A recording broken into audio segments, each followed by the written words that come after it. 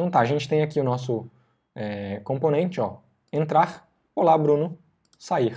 Então a gente fez aqui muito rapidamente um gerenciamento de autenticação, né? Lógico, tem outras etapas, mas a gente fez muito rapidamente o gerenciamento de autenticação com o Context API.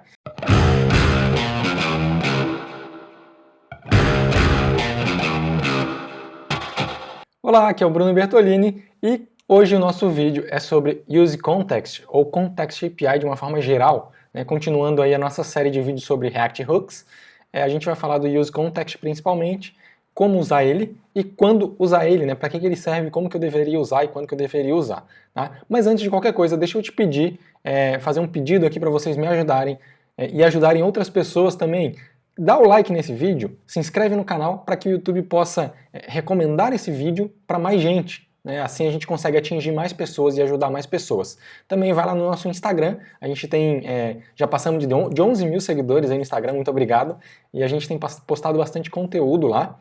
E a gente tem um Telegram também, onde eu passo algumas dicas mais diretas do dia a dia. Então segue o nosso Instagram, segue também o nosso Telegram, beleza? Certo, então bora codar, vamos para o código.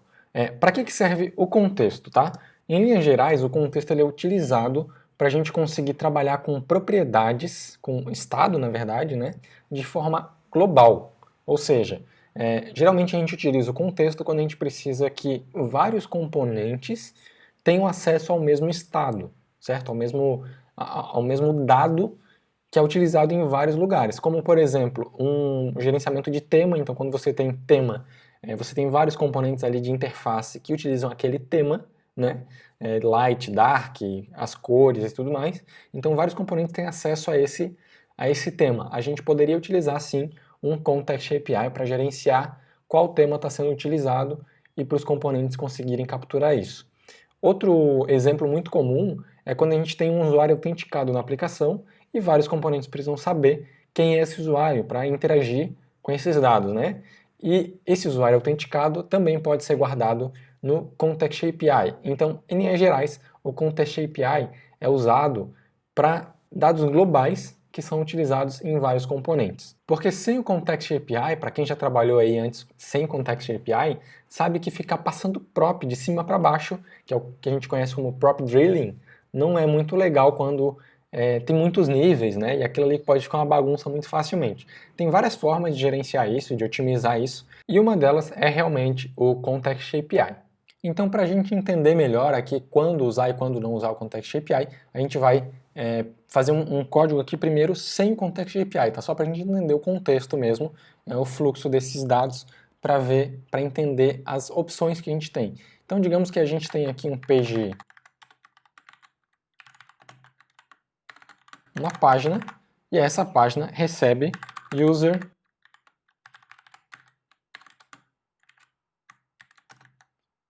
e avatar size.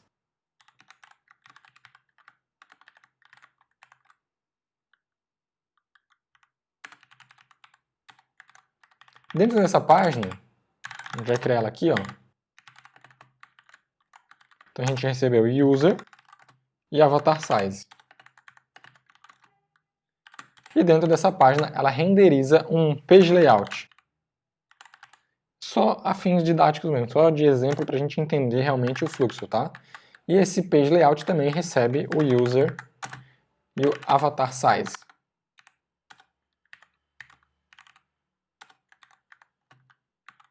Dentro desse page layout, deixa eu copiar esse cara aqui.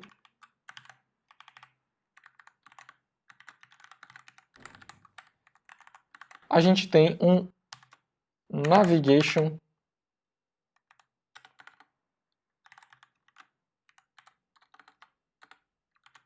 bar, tá? E dentro desse navigation bar, a gente tem um link. E o link é quem efetivamente utiliza essas propriedades. Então o link vai ter uma propriedade chamada href, user.link, tá? Ou user.url. E dentro do link, a gente passa aqui avatar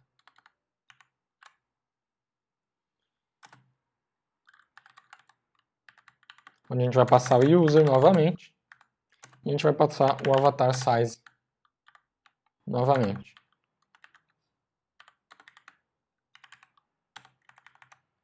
Vou chamar de size.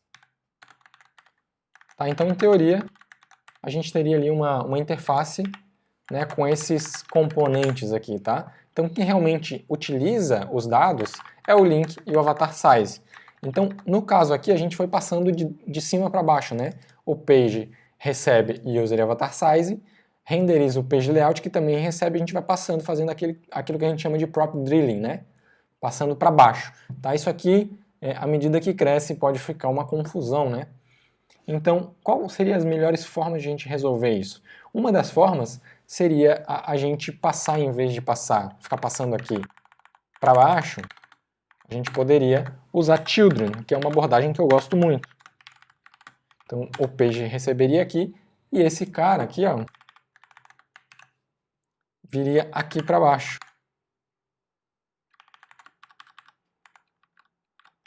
E aqui a gente simplesmente ia passando children. Opa!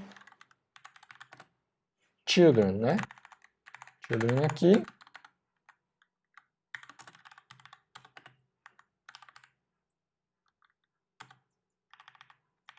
E o children aqui também.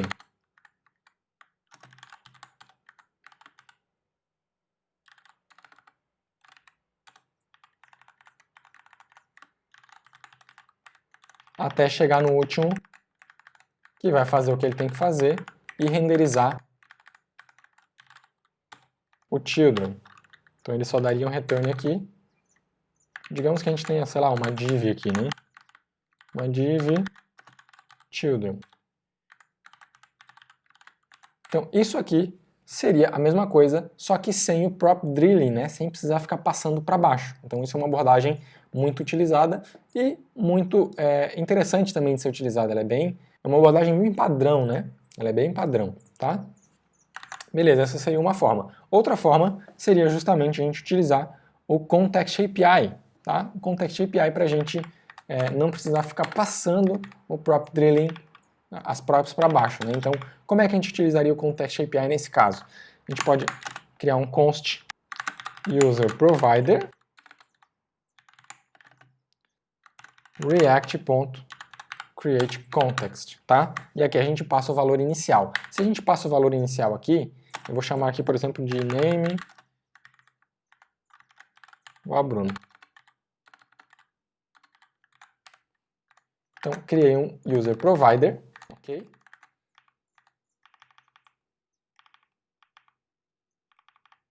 E aqui onde eu vou usar, digamos que esse aqui, ó, seja um outro elemento chamado avatar. Avatar já tem, né? User profile, então. Vou criar meu user profile aqui. Vou criar uma classe, tá? Para a gente ver os dois casos, tanto classe quanto componentes funcionais. Então, classe user profile extends react.component.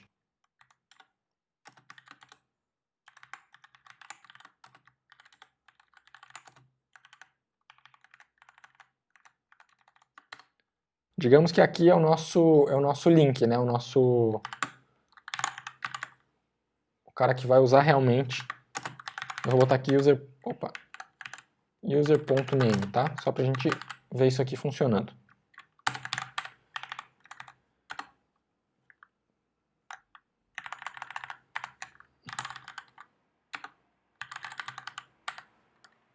Então aqui eu botaria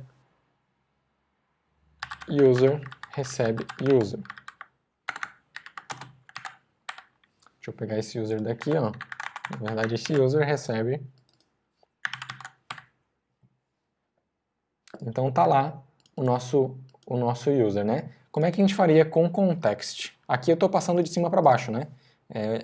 Eu estou evitando o prop drilling, né? Poderia usar o prop drilling aqui, se eu fizesse como a gente estava fazendo antes. Mas nesse caso aqui eu vou usar o context. Então a gente define um static para quando a gente está trabalhando com classe. Context type recebe user, eu chamei de user provider, mas não é user provider, é user context, seria mais semântico aqui o nome, né? User context, tá? E aqui simplesmente eu faço this.context, ok?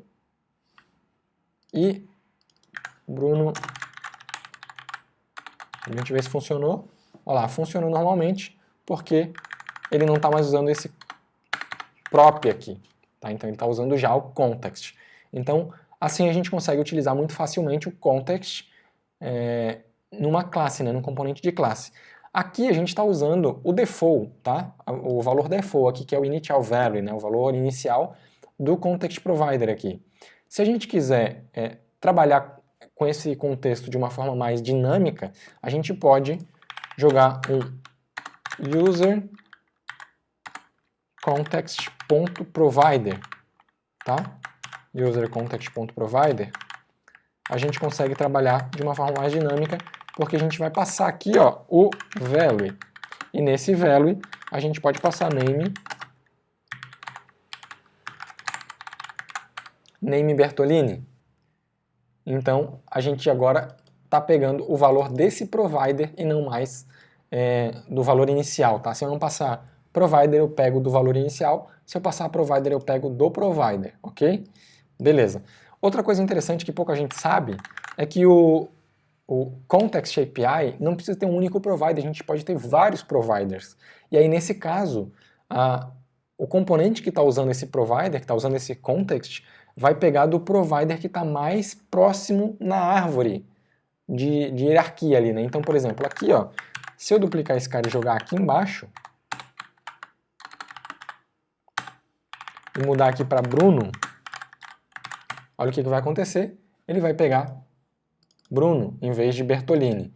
Se eu copiar esse componente aqui e jogar fora desse context aqui, ó, aqui, então o context mais próximo é esse primeiro aqui. Se eu jogar ele aqui fora, o mais próximo vai ser desse cara aqui, não vai ser esse aqui, vai ser o de cima. Então esse aqui que está dentro desse aqui vai pegar Bruno, certo? Aqui, ó.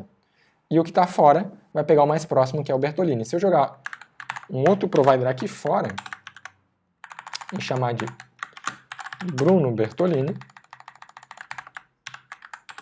a gente vai ver que ele continua pegando o mais próximo, que é o Bertolini, né? Novamente, se eu copiar esse componente aqui que está usando o provider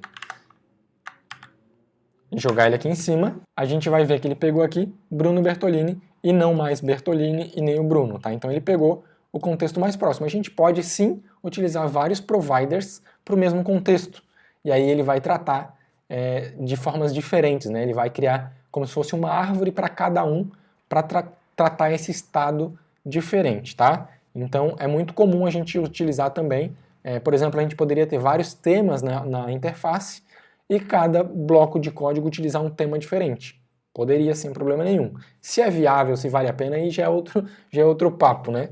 Mas o que eu queria mostrar aqui é que realmente a gente pode utilizar vários providers para o mesmo context e o nosso componente vai pegar o context, o provider que está mais próximo na árvore, ok? Beleza, esse aqui é a forma que a gente utiliza usando o nosso Class Component. E se a gente quiser trabalhar com Functional Component, né, componentes funcionais, a gente pode usar o hook useContext. Como é que ele funciona? Eu vou criar aqui um const user profile, que vai receber aqui nada por enquanto, né? E ele vai me retornar aqui a mesma coisa que ele estava me retornando, uma div barra div. E aqui ele vai mostrar o nosso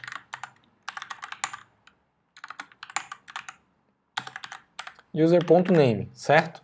Porém, esse user.name não existe, a gente precisa pegar do context. E aí a gente vai simplesmente criar aqui, ó, user é igual useContext. Faltou React aqui na frente. React.useContext, passando o nosso user context, certo? Isso aqui funciona da mesma forma que isso aqui, tá? Então deixa eu tirar aqui, ó, user profile 2. A diferença é que aqui a gente define um estático, static context type, passando o nosso contexto certo? E aí a gente tem um thisContext. No caso do functional component, a gente usa o useContext, que é um hook, um React hook. A gente passa o context da mesma forma que a gente passou aqui, certo? E aí a gente tem o nosso contexto. Então, isso aqui, ó, seria o equivalente context.name e context.name aqui, thisContext.name. Então é a mesma coisa, tá? A diferença é só a forma que a gente usa o contexto. Então tá vendo aqui que da mesma forma ele pegou o contexto mais próximo, tá? Uma coisa importante é que toda vez que esse cara aqui, ó, renderizar, alterar, digamos que a gente tivesse aqui um state. State.setState, react.useState, passando aqui name.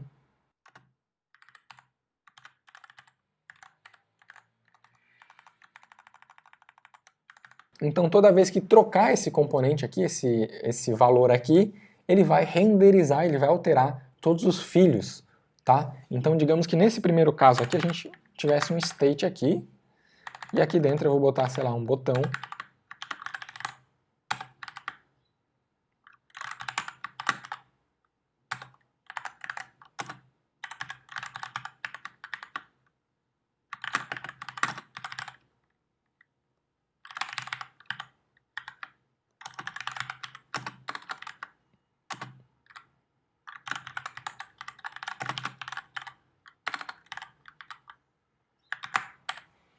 Então digamos que a gente tem aqui um estado global, né? Então aqui, ó, ele está pegando do state, tá? O nome, então esse state está aqui, e a gente vai dar um clique aqui para alterar esse valor. Então quando eu clico, aqui altera. Porém, como aqui a gente está passando um objeto sendo criado diretamente nessa propriedade, por mais que esse valor não mude, o provider vai entender que agora é um novo objeto, porque a gente está passando direto aqui, então ele vai criar uma nova referência, tá? E aí, se você quiser entender melhor isso, a gente tem um vídeo também no canal falando sobre referência, sobre igualdade referencial desses elementos, né? Inclusive, eu acho que no próprio vídeo do useContext não, no próprio vídeo do useMemo e useCallback, a gente fala disso, tá? Se a gente quiser que isso aqui não seja renderizado novamente, a gente precisa externalizar isso aqui para uma variável fora desse escopo e fora do escopo do componente. Então eu poderia botar aqui user const user. Então nesse caso a referência é sempre a mesma, tá? A gente não vai mudar a referência e consequentemente os filhos desse cara aqui não vão ser renderizados, ok? Então eu posso clicar aqui que ele não vai ser renderizado. Então, é importante a gente se atentar a esse fato também quando a gente trabalha com Context API e Provider. Então, agora, por último, só para consolidar esse conhecimento, a gente vai fazer um exemplo aqui que a gente geralmente costuma trabalhar em aplicações reais, que é autenticação, gerenciamento de autenticação, né? Saber quem é o usuário que está autenticado na aplicação. Então, eu vou remover tudo isso aqui, tá? Deixa eu deixar aqui, tirar esse, vamos tirar tudo isso aqui por enquanto, tá? Vou deixar só assim. Deixa eu tirar esse estado aqui também. Então, geralmente, a gente trabalha com autenticação usando Context API também, tá? Tem gente que trabalha aí já com Redux. Se já tem Redux na aplicação, não tem motivo para não usar também. Eu não vejo problema nenhum. Tá? Então, aqui a gente tem uma div. E aqui /div.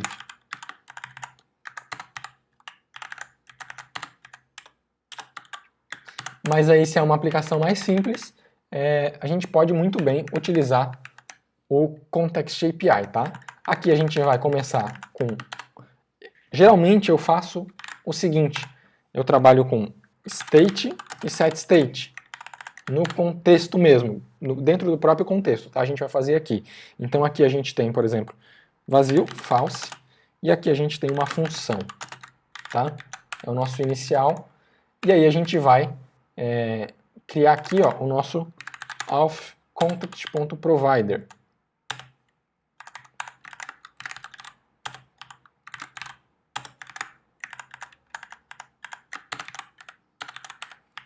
E nesse authContext.provider a gente vai... Vou fazer o seguinte, ó, eu vou criar um auth provider, para ficar bem parecido com o que eu faço no dia a dia, tá? Auth provider, e aí a gente vai abrir um novo arquivo aqui, ó.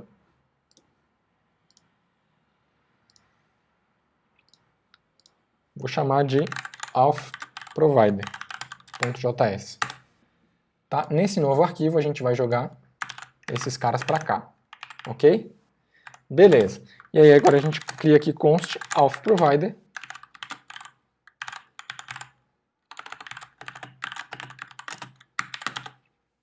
Que vai fazer o seguinte, ele vai ter um estado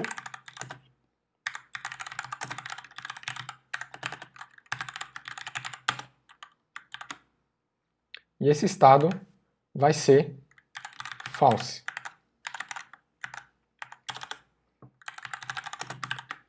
Ele vai retornar um out context.provider e aqui ele vai receber como value, olha só que interessante, o state e o set state. Da mesma forma que ele passa ali, como o array, né? Sendo um array, tá? Só para a gente simular realmente um estado global. Então a gente vai ter um useState de forma global, basicamente. E aqui barra out provider, e aqui eu vou passar children. E esse children vem aqui, certo? Então aqui out provider, a gente tem que importar ele aqui. Import out provider from out provider, certo? E aqui a gente vai ter assim, ó, a gente vai ter um main,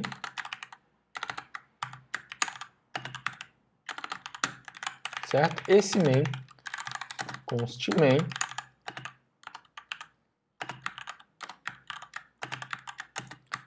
já pode usar o nosso out. Então aqui eu vou botar aqui user set user. E aqui em vez de use state eu vou botar use context, passando auth context. Que tem que vir daqui, né? A gente não exportou.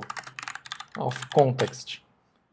Deixa eu ver se ele está exportado aqui. Não está, então a gente tem que exportar os dois.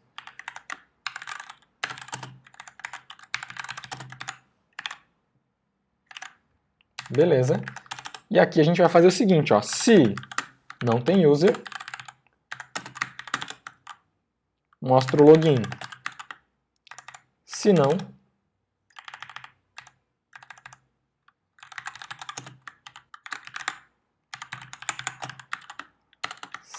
mostra, vou botar aqui user profile, tá? Então aqui a gente pode fazer até mais simples, né? Return, se tem user.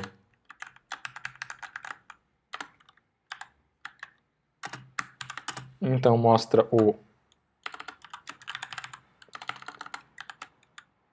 user profile, se não, mostra o login. Isso aqui some. Basicamente isso, né? Simples assim. Então a gente não precisa nem do set user aqui, a gente só precisa do user. E aqui a gente vai criar const login.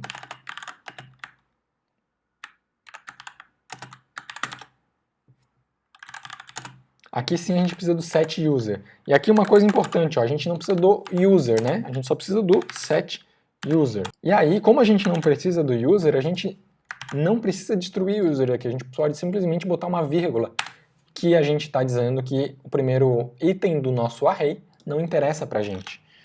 Return. Fazer simples só pra gente ver funcionando. Entrar. O foco não é fazer um login, né, mas mostrar o context API, nesse caso, nesse tipo de situação. A gente faria aqui o gerenciamento do formulário e tudo mais. OnClick. Então, toda vez que eu clicar aqui, set user, passando name. Isso aqui viria do input, né? E agora o user profile, const user profile.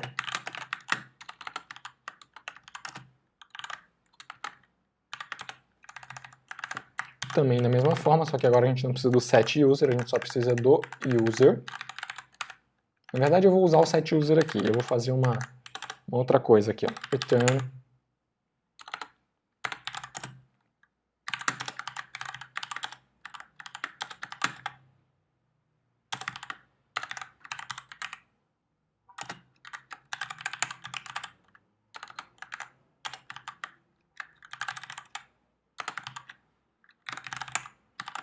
vou botar um botão de logout aqui.